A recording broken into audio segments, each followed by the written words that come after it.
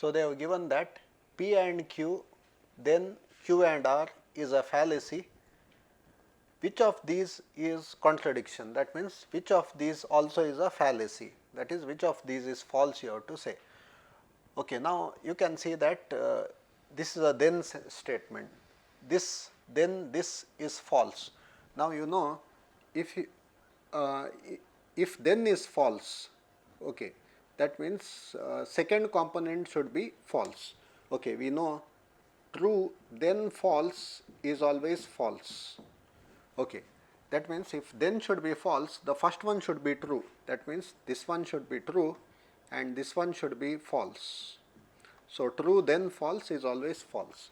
So, if you compare this, you get P and Q is true, Q and R is false.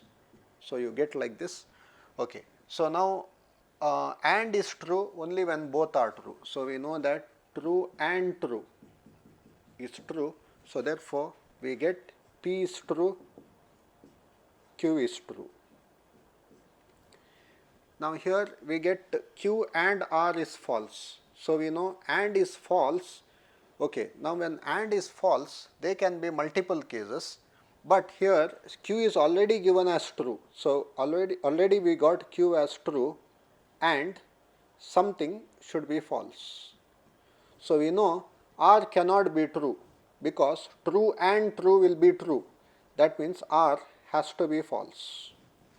Therefore, that means we will understand that from here R is false.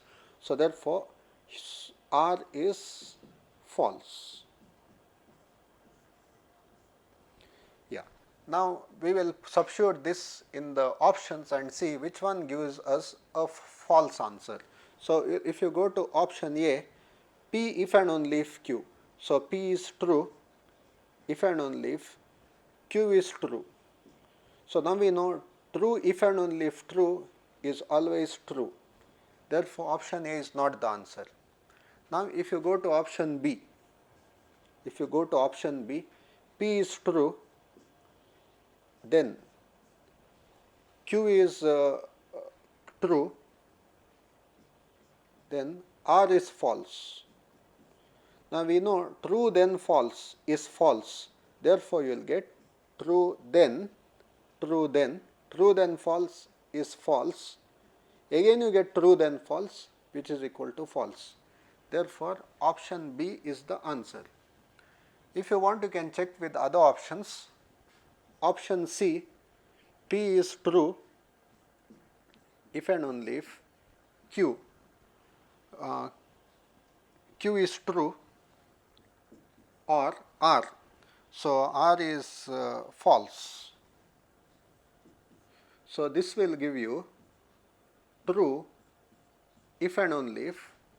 Now, true or false is true, and true if and only if true will again give me true. So, therefore, option C is also true. Then, if you go to option D, P if and only if negation R. So, P is true if and only if negation R. Now, R is false. So, negation R will be true.